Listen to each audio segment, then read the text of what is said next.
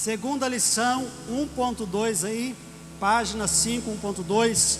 Por que é importante aprender escatologia e sobre o fim dos tempos? Me ajuda aí. Por quê? Sem olhar para a apostila, olhando para cá. Por que é importante aprender? É o ensino da palavra de Deus, não é? Vamos descobrir aí alguns motivos porque é tão importante aprendermos sobre a escatologia e sobre o final dos tempos. Primeiro, oi. Hã? Ah, tá. Obrigado, doutor Damaso. O que é escatologia? Escatologia é a doutrina que estuda as últimas coisas. É a doutrina que estuda sobre o final dos tempos. Ok? Vamos lá. Primeira razão, primeiro motivo. Porque Jesus ensinou muito sobre escatologia. A maior resposta de Jesus foi uma resposta escatológica, Mateus 24 e 25. Os discípulos perguntam: qual será o sinal da tua vinda? E aí Jesus vai dar uma resposta de 2 capítulos. É a maior resposta de Jesus a uma pergunta. É falando sobre a escatologia. Segundo motivo, é uma parte importante da palavra de Deus. Olha só isso, existem mais de 150 capítulos da Bíblia sobre escatologia. Se a gente não gostar de escatologia, perderemos uma parte importante da palavra de Deus. Quantos capítulos tem o Novo Testamento? 260. Se você ler 10 por dia, você lê em 26 dias. 150 capítulos, claro que não é só do Novo Testamento. 150 capítulos da Bíblia são sobre escatologia, sobre o final dos tempos. Terceiro motivo, Jesus chamou os fariseus de hipócritas, porque eles sabiam interpretar os sinais do céu a respeito do clima, mas não sabiam interpretar os sinais dos tempos. Jesus falava: olha, se vocês verem o céu assim vermelho, sombrio, vocês sabem, vai vir chuva, ou vai fazer sol, ou vai acontecer isso. Mas vocês não estão discernindo os sinais dos tempos. Jesus estava passando lá fora, o povo aclamando: bendito que vem em nome do Senhor, esse é o Messias. E alguns fariseus lá dentro do templo orando: Senhor, envia o Messias. Eles não estavam entendendo o sinal dos tempos. Jesus falou para Jerusalém: vocês não reconheceram o tempo da sua visitação. A NVI fala assim: vocês não reconheceram a oportunidade que Deus lhes deu. Escute isso, essa questão de reconhecer é muito importante. Sobre Noé, a Bíblia diz assim: até que ele entrou na arca e não o perceberam. Sobre Jesus, João 1 diz assim: veio para o que era seu, mas os seus não o receberam. E Jesus fala assim: Jerusalém, sobre a sua oportunidade, você não reconheceu. Noé, não perceberam. Jesus, não reconheceram. A oportunidade, não perceberam. Nós precisamos perceber, entender o tempo do fim, amém, queridos? Eu louvo a Deus por ver muitas pessoas na igreja sendo despertadas para estudar sobre o Apocalipse. Nós estamos gravando para o Zoom, porque algumas pessoas tiveram problema com Covid, ou a própria pessoa, ou alguém de casa, e aí nós conseguimos organizar para transmitir pelo Zoom, para aquelas pessoas que fizeram inscrição, e não puderam vir, estão também podendo assistir de casa. Alguns diziam: eu queria, mas não estou podendo ir. Então estão tendo a oportunidade de acompanhar de casa também. Não está aberto para todos, porque senão seria injusto com vocês que estão pagando inscrição. Olha aí, próximo motivo, penúltimo, porque Jesus e os apóstolos Pedro, Paulo e João ensinaram muito sobre escatologia. É uma doutrina da palavra de Deus. E por último, porque mantém viva a esperança a respeito da volta de Jesus. Você começa a estudar os sinais do fim dos tempos, você vê muita coisa acontecendo no nosso tempo atual, e você percebe: a volta de Jesus está muito próxima. Os sinais estão muito claros, cada vez mais evidentes. Quer ver um grande sinal? O renascimento da nação de Israel em 1948. Escute isso. Israel foi a única nação que ficou mais de 400 anos fora do seu território físico e não deixou de existir como nação. Isso não aconteceu com nenhuma outra nação. 1948, eles voltam a ser nação. Interessante que há uma profecia da Bíblia dizendo assim: poderia uma nação nascer em um só dia? Aconteceu com Israel em 1948. Então assim, são profecias. A própria tomada de Jerusalém como capital de Israel novamente em 1967, na Guerra dos 6 Dias, foi também outra aceleração do tempo profético. Jesus falou que quando a figueira florescesse, que aconteceu em 1948, renascimento de Israel, figueira na Bíblia é símbolo de Israel. Quando a figueira florescesse, não passaria essa geração sem que todas essas coisas acontecessem. Deixa eu te falar uma coisa. Daniel falou sobre um sinal muito importante do tempo do fim, que era a multiplicação do conhecimento. Você quer ver como isso é interessante? Há 5.000 anos atrás, qual era o meio de transporte principal? Cavalo, né? Há 2.000 anos atrás, qual era o meio principal de transporte? Cavalo. Há 1.000 anos atrás, cavalo. Há 500 anos atrás, cavalo. Há 200 anos atrás, o coitado do cavalo.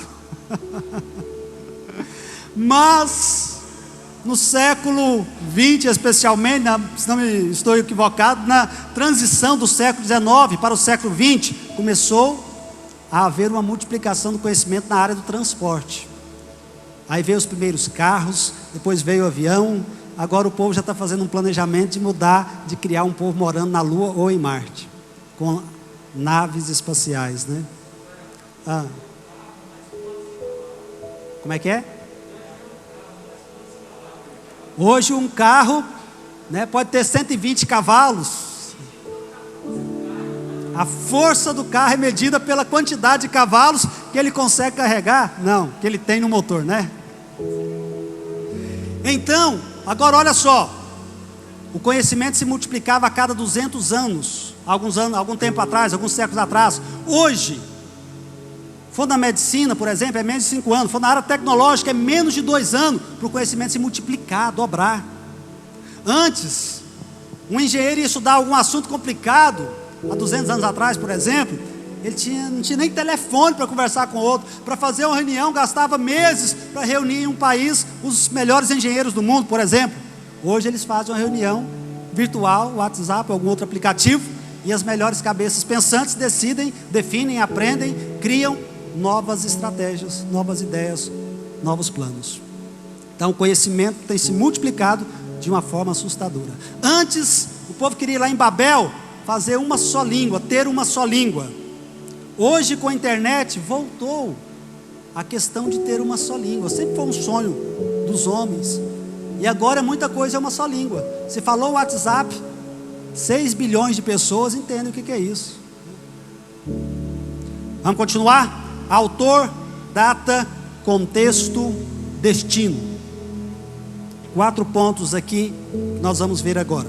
Primeiro, o autor, vocês já sabem, o apóstolo João, o discípulo amado. 4 vezes ele vai se identificar aí como autor do livro. Simplesmente fala João, não fala o presbítero, o apóstolo. A única pessoa que tinha autoridade para dizer isso, e todo mundo saber quem era João. Era o único apóstolo vivo quando ele escreveu esse livro de Apocalipse. É muito interessante isso. Agora, pode ser, alguns acreditam que João tenha usado um escriba, um ajudante, enquanto ele ditava e esse escriba ia escrevendo. É possível, porque o grego, no original, o grego do Apocalipse é um pouco diferente do grego do Evangelho. Então pode ser que tenha realmente alguém ajudando ele, como Paulo também, escrevendo a carta de Romanos, teve, se não me falha a memória, Tércio, que ajudou ele a escrever. Foi o Tércio mesmo, bispo, que ajudou Paulo a escrever Romanos, não foi? Tércio, né, é um nome bonito para você colocar no seu filho, né? Quando ele crescer, ele fala, quando eu crescer, eu Tórcio, meu pai, né? Então, aí, pastor Márcio, você fala que eu às vezes não sei contar umas piadas boas, essa foi boa, né?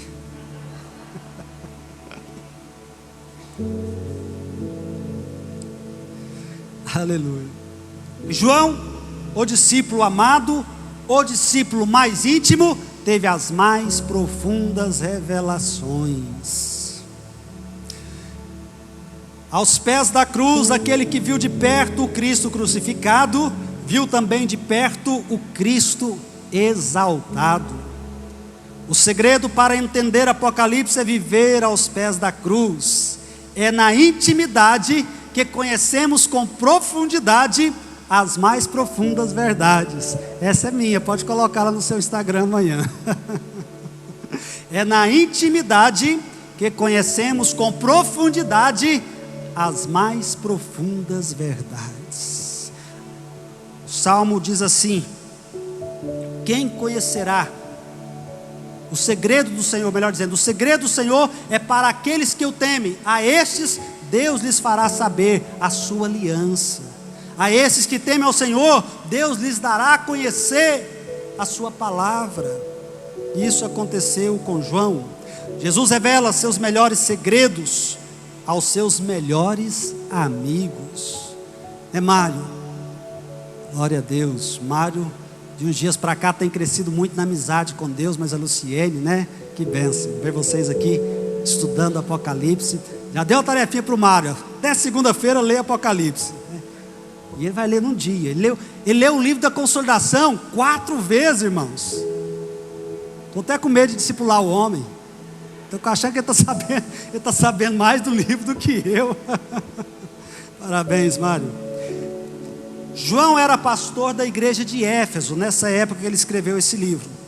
Tudo indica que ele supervisionava essas 7 igrejas da Ásia Menor, para quem vai ser escrita, para as quais vão ser escritas essas 7 cartas do Apocalipse que nós vamos ver depois.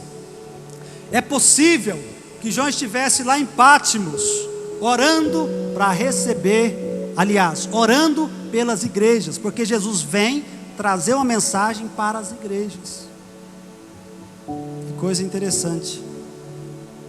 Data em que foi escrito o Evangelho de João, por volta de 95, no final do reinado do imperador Domiciano, imperador romano que reinou de 81 a 96 depois de Cristo. Contexto, que o contexto é interessante. Por volta do ano 70, João assumiu a liderança pastoral da igreja de Éfeso, muito provavelmente supervisionando essas outras igrejas de cidades menores, Esmirna, Tiatira, Pérgamo, etc.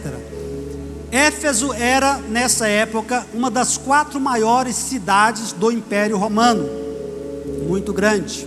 Fazia parte de uma rota comercial importantíssima. E João era o pastor, o líder dessa grande igreja. Mas começou uma perseguição muito grande no Império Romano. Se não me falha a memória, de 69 até 96, a dinastia Flaviana vai governar o Império Romano.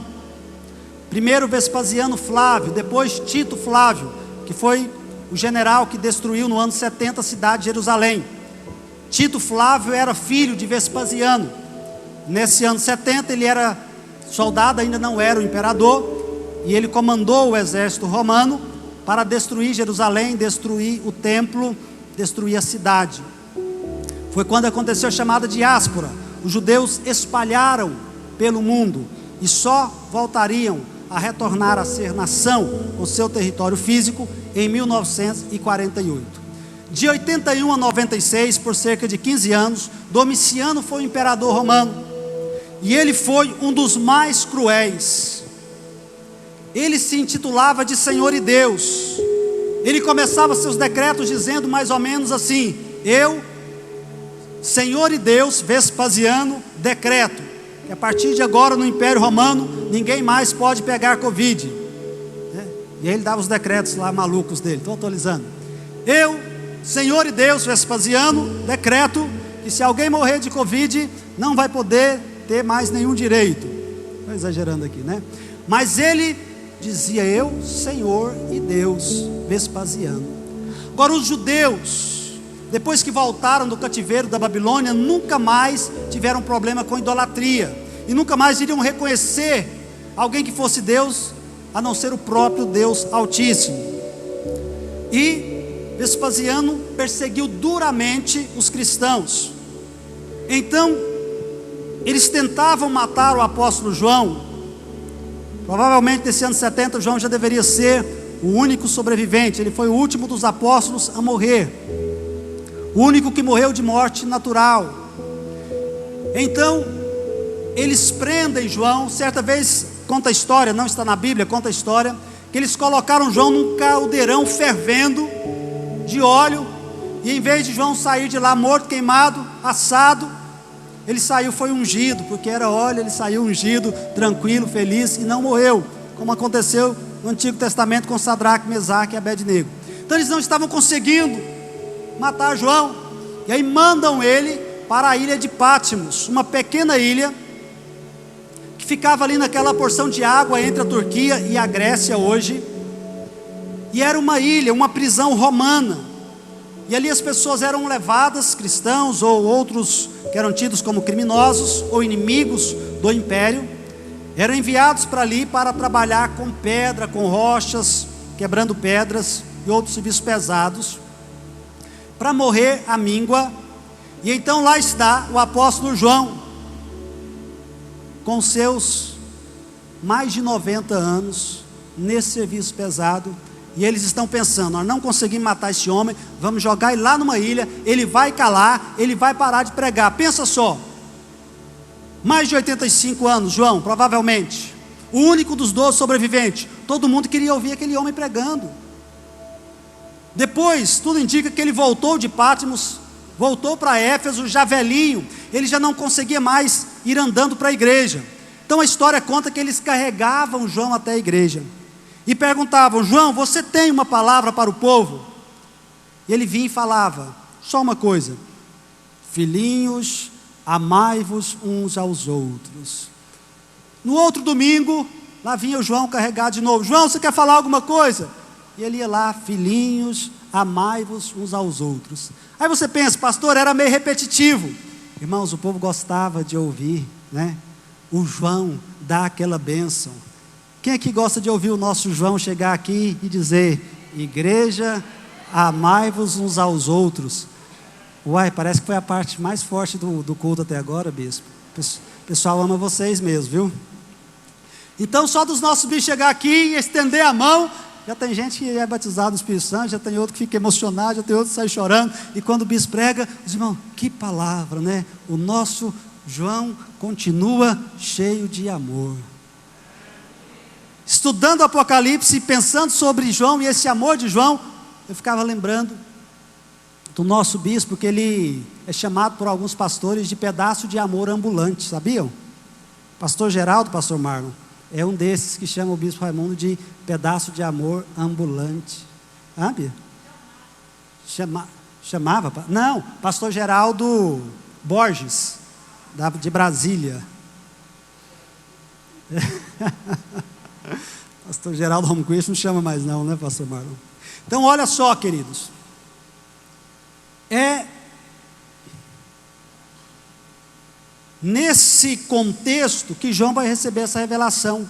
Tentaram calar o homem, e lá o homem recebe a maior revelação. John MacArthur, um dos meus escritores preferidos, diz assim: Apocalipse é o maior livro jamais escrito, não apenas da Bíblia, mas é o maior livro do mundo. Irmãos, tenta entender a Bíblia sem Apocalipse. Tira Apocalipse da sua Bíblia,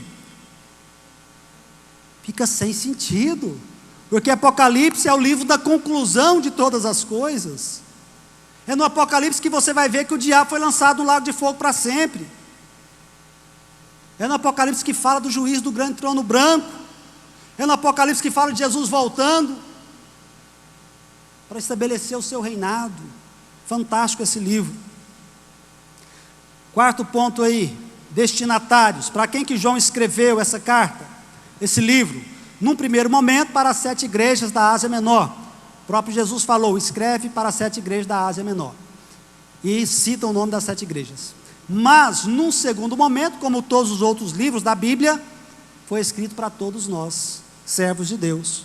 O apóstolo Paulo escreveu uma carta para Timóteo, mas hoje é uma carta para todos os cristãos, ok? Ok. Deixa eu fazer aqui mais uma pequena pausa com vocês, e depois nós vamos entrar nas curiosidades do livro, que é uma das minhas lições preferidas. Fica de pé, estica um pouquinho os braços, dá uma esticadinha aí, dá uma descansada, dá uma renovada, porque vem mais mensagem de Deus aqui para nós. Aleluia. Pai querido, nós te pedimos que o Senhor nos abençoe com a tua santa palavra, nos ajude cada vez mais a captar, a perceber essas verdades em nome de Jesus. Amém. 2 minutinhos para você dar uma esticada. Quem quiser só ficar sentado, fica. Quem quiser bater um papinho, bate. E a gente volta daqui 2 minutinhos.